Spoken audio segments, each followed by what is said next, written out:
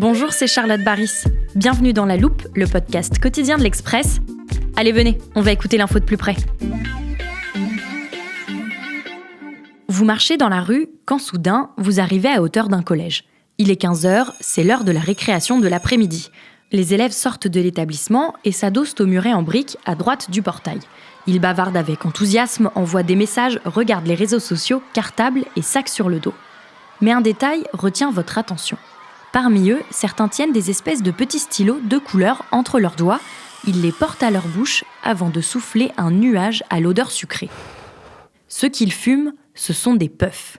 J'ai 15 ans et je fume des puffs. Pour les jeunes de 15, 16 ans, 14, maintenant c'est archi normal de fumer des puffs entre guillemets. Maintenant au lycée, je sors à la pause et je vois que tout le monde a une puff dans la main. La puff, c'est cette petite cigarette électronique à usage unique. Elle est équipée d'une batterie non rechargeable et d'un réservoir pré-rempli d'un liquide parfumé.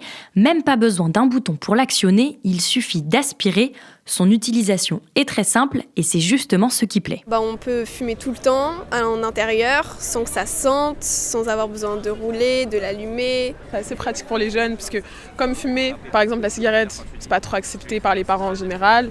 Qu'on a envie de fumer quand on arrive chez nous, c'est pratique parce que ça pue pas, ça sent bon au contraire.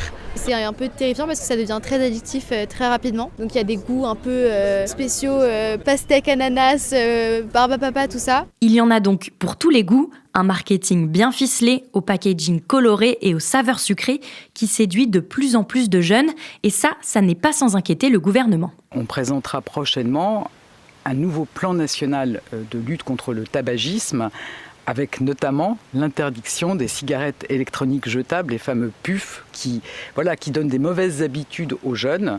Et donc, on veut interdire ces cigarettes électroniques jetables. Derrière ce boom de la puff chez les jeunes, il y a aussi toutes les autres cigarettes électroniques, les jetables, les rechargeables, les avec ou sans nicotine. Dans cet épisode de La Loupe, on s'intéresse à ce que dit vraiment la science sur les vapoteuses. Et vous allez l'entendre, il n'y a pas que le tabac qui est tabou. Je sors déjà le vérificateur de La Loupe, car c'est l'outil parfait pour contrôler des informations. Et pendant qu'il s'allume, je vous présente le journaliste qui va nous accompagner pour cet épisode, Victor Garcia du service Sciences de l'Express. Bonjour Victor. Bonjour. Victor, on a tous vu des amis, des collègues ou des gens dans la rue avec ces fameuses vapoteuses, mais est-ce qu'elle est vraiment très utilisée ? Alors plutôt, aujourd'hui, il y a 5,5% de Français qui vapotent tous les jours. Ça fait à peu près 3 millions de personnes. Donc en fait, la vapoteuse, ça a été inventé en 2003 par le pharmacien chinois Hong Lik, mais ça s'est vraiment démocratisé à partir de 2013. Et ça, c'est important de préciser une chose avant de poursuivre nos vérifications. À l'échelle de la recherche en santé publique, une décennie, ça reste assez court. Ça permet pas toujours d'obtenir le recul nécessaire pour une évaluation sanitaire vraiment précise. En témoignent les nombreux scandales ces dernières années, notamment sur le tabac, mais aussi certains pesticides où on s'est rendu compte après 20 ans ou 30 ans que c'était mauvais pour la santé. Bref, pour obtenir des certitudes, il faut des données, et pour avoir des données, il faut du temps. Après, 10 ans, c'est quand même pas mal pour avoir un peu de recul grâce à des études scientifiques qui se sont déjà accumulées. Et donc, on commence quand même à avoir quelques certitudes. C'est bien noté, merci Victor. Alors, la première affirmation qu'on va passer au vérificateur, c'est l'une des plus importantes. Est-ce que la cigarette électronique permet de se passer du tabac ? Oui, on peut dire qu'il y a de nombreux fumeurs qui décident d'arrêter la cigarette et qui arrivent à le faire grâce à la cigarette électronique. Alors, avec cette question, on a déjà des données qui sont intéressantes. Il y a eu 2 études qui ont été publiées dans la revue Cochrane, qui est vraiment une référence en matière de santé, et qui montrent que la vapoteuse, c'est le dispositif de sevrage du tabac qui est le plus efficace. Et en plus, c'est des études qui apportent un niveau de preuve élevé. Autrement dit, c'est un résultat qui est vraiment très solide, quasi proche de la certitude. Question suivante, et que beaucoup d'utilisateurs doivent se poser, les vaporettes sont-elles moins toxiques que les cigarettes classiques ? Et notre vérificateur nous dit que c'est vrai. Alors, dans le cas d'une cigarette classique, il y a une combustion qui produit du goudron. Ça, c'est responsable des cancers, comme le cancer du poumon, du larynx, de la vessie, etc. Et ça produit aussi du monoxyde de carbone. Ça, c'est lié à différents troubles cardiovasculaires, dont les infarctus du myocarde. Et c'est la combustion, en fait, qui est très dangereuse pour nous. Or, avec les cigarettes électroniques, il n'y a pas de combustion. Ces dispositifs, en fait, se contentent de chauffer un support de dilution. Donc, c'est différents liquides, du propylène glycol ou de la la glycérine végétale et de la nicotine et souvent différents arômes. Voilà. Et les supports de dilution sont considérés sans danger, c'est-à-dire que le propylène glycol, par exemple, il est utilisé pour produire ces fumées qu'on voit et ces brouillards dans les spectacles. Et la fumée qu'elle produit, elle semble pas vraiment toxique, contrairement donc à celle de la cigarette. Victor, tu parles des cancers causés par le goudron et le monoxyde de carbone, mais tu n'as pas encore évoqué la nicotine. Oui, alors la nicotine, c'est pas cancérigène, contrairement à ce que pensent 80% des Français. En revanche, c'est une substance qui est très très addictive. C'est une des drogues les plus addictives au monde, avec la cocaïne, l'héroïne par exemple. Les vapoteuses sont moins toxiques que la cigarette, on l'a compris, mais est-ce qu'il y a quand même des risques à les utiliser ? Alors là, c'est difficile de trancher vraiment nettement. Ton vérificateur il risque de bugger un peu. Comme on l'a dit, la seule certitude, c'est que les vapoteuses sont moins dangereuses que le tabac. Mais est-ce que c'est vraiment sûr ? Ça, on ne peut pas vraiment l'affirmer. Il y a des études qui ont quand même montré qu'il y a certaines substances chimiques qui sont toxiques et cancérigènes, qui sont présentes dans la fumée de cigarette et qui se retrouvent aussi dans la fumée de vaporette, bien qu'à des niveaux vraiment beaucoup plus faibles. On retrouve par exemple des produits de la dégradation de la nicotine comme les nitrosamines. Mais comme les liquides des vapoteuses sont purifiés, il y en a 200 fois moins que dans une cigarette. On retrouve aussi du formaldéhyde, mais entre 2 et 3 fois moins que dans les cigarettes. Sauf quand les résistances brûlent et que les liquides surchauffent, par exemple, en cas de mauvais réglage de la résistance ou quand il y a presque plus de liquide. Et alors là, à ce moment, les taux se rapprochent de ceux de la cigarette. Donc, pour les utilisateurs de cigarettes électroniques, on conseille de fréquemment changer les résistances et de toujours remplir son réservoir avec du liquide. Tu as mentionné les risques de cancer liés à la consommation de cigarettes traditionnelles. Est-ce qu'il y en a aussi quand on vapote ? Alors là, c'est encore moins sûr. Il y a quelques études, mais qui sont vraiment expérimentales et qui montrent que la vape est associée à des dégradations de l'ADN de cellules présentes dans la bouche, en particulier chez les vapoteurs qui utilisent les liquides les plus sucrés. Il y a d'autres travaux, aussi d'autres études scientifiques qui suggèrent que les arômes pourraient provoquer des atteintes neurologiques et des troubles du rythme cardiaque, voire un épaississement de l'arbre respiratoire. Mais ça, c'est vraiment des études qui détectent des signaux très faibles. C'est-à-dire qu'en fait, les expériences se sont déroulées dans des conditions qui ne représentent pas forcément l'usage quotidien. C'est-à-dire qu'on a un petit peu poussé tous les marqueurs, on a poussé l'expérience pour aller chercher un effet. On va par exemple exposer des souris à énormément de fumée, beaucoup plus qu'un humain pourrait absorber pendant toute sa vie. Et ça, on va le faire pour essayer de détecter d'éventuels soucis. Voilà, quoi qu'il en soit, ça permet quand même de soumettre au moins une affirmation à ton vérificateur. Et normalement, il va dire que c'est faux. La vaporette est 95% moins nocive que la cigarette. En effet, cette affirmation est fausse, et pourtant, Victor, on l'entend beaucoup. Oui, alors ça, c'est un chiffre qui est martelé par les défenseurs de la vape. Mais il y a plusieurs chercheurs qui m'ont expliqué qu'il sortait de nulle part, en fait, qu'il n'y avait pas de fondement scientifique qui permet de l'affirmer.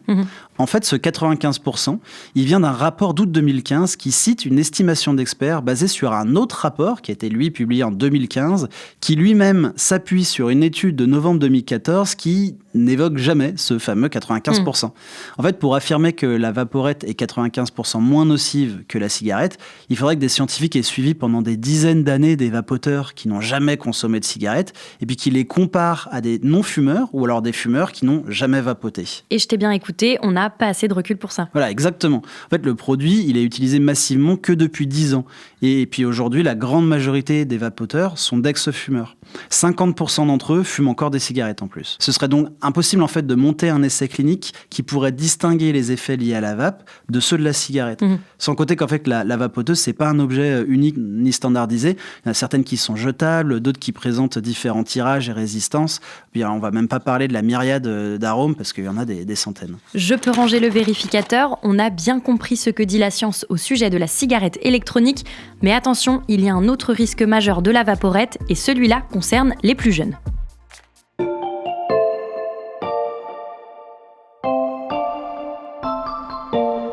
Alors Charlotte, je voulais te montrer des petites choses que j'ai reçues à l'Express ces dernières semaines. D'accord, tu peux poser tout ça ici. Qu'est-ce que c'est ? Alors là, il y a une sorte de journal. On peut lire La cigarette électronique, le guide. À l'intérieur, tu as un édito, un sommaire, plusieurs articles. Par exemple, comment débuter dans la vape. Il y a une interview d'un buraliste qui est devenu buraliste de la vape. Il y a le témoignage d'un vapoteur et même le point de vue d'un addictologue. Oui, je vois en le feuilletant, on dirait vraiment un travail de journaliste. Ouais, exactement. Et j'ai aussi reçu un kit pour une vape libre. Alors dedans, il y a des autocollants, de belles petites pancartes cartonnées, un présentoir avec plein de fascicules qui arbore le hashtag « Je suis vapoteur ». Victor, qui t'a envoyé tout ça ? Alors, c'est le Losange et la Confédération des buralistes. Ça, c'est 2 organisations qui sont en très grande partie financées par l'industrie du tabac. En fait, depuis des mois, je reçois beaucoup d'emails, de courriers, de propositions d'interviews de représentants qui sont pro-vape. Ça, c'est presque tous les jours. Et ça, c'est aussi le cas de certains médecins que j'ai interrogés ou encore d'associations qui, elles aussi, reçoivent plein de mails comme ça et de prospectus. Puis on a aussi vu des associations comme FIVAP, SOVAP, la Vape du Cœur, EIDUS, qui ont lancé une vaste opération sur les réseaux sociaux à l'aide du hashtag Merci la Vape. Et pourquoi ils adoptent une telle communication ? En fait, ils veulent convaincre que la vape permet de se passer de la cigarette. Alors même s'il y a des études scientifiques encourageantes, il y a quand même d'autres problèmes. Lesquels ? Alors d'abord, utilisée au long cours, la cigarette électronique, ça risque de devenir un outil de maintien dans l'addiction à la nicotine et à la gestuelle en fait, du tabagisme. Mais surtout, ceux qui n'ont jamais fumé, ils peuvent très bien s'initier à la nicotine par le biais de la vape. Alors notamment chez les plus jeunes. Dans l'Hexagone, les vapoteurs, ils représentent que 5 à 6% des adultes, selon le baromètre de Santé publique France.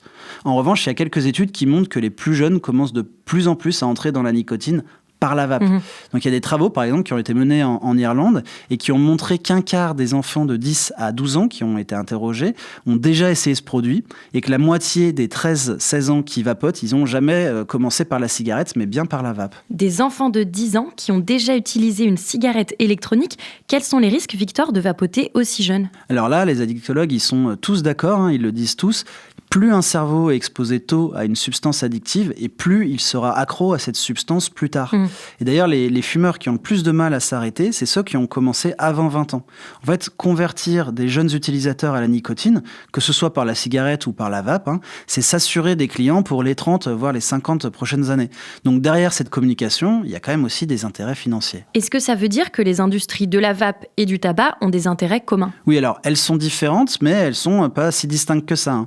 Les ventes de la vape, ça vient à 36% des buralistes. Le reste, c'est 44% de boutiques spécialisées, donc les vapostores qu'on voit facilement dans la rue, et 20% de commerce en ligne. Mais ces liens, ils sont quand même bien connus. J'ai un exemple pour toi. Les COP, tu sais ce que c'est ? Oui, ce sont des réunions internationales avec des chefs d'État, des associations. On connaît surtout les COP sur le climat, mais il y a différents thèmes. Oui, dont la lutte contre le tabac.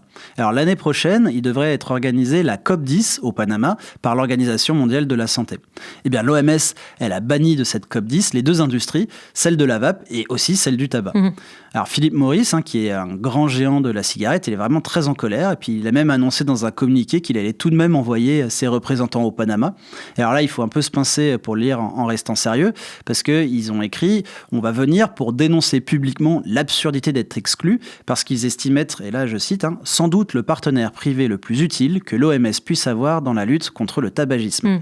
Voilà. Donc là, l'industrie de la vape, elle a elle aussi attaqué l'OMS, et on a constaté une communication vraiment anti-OMS très intense ces derniers mois, avec par exemple une myriade de sites internet qui alertent sur, je cite, la menace de l'OMS. Alors si tu me permets la formule, il ne faut pas se laisser enfumer par les discours positifs et scientifiques, parce que derrière la vape, il y a quand même tout un business avec ses lobbyistes. L'enchaînement est parfait, il est donc temps de s'intéresser aux solutions pour éviter cet enfumage du business de la vape, avec pour objectif une France qui réduit drastiquement sa consommation de tabac.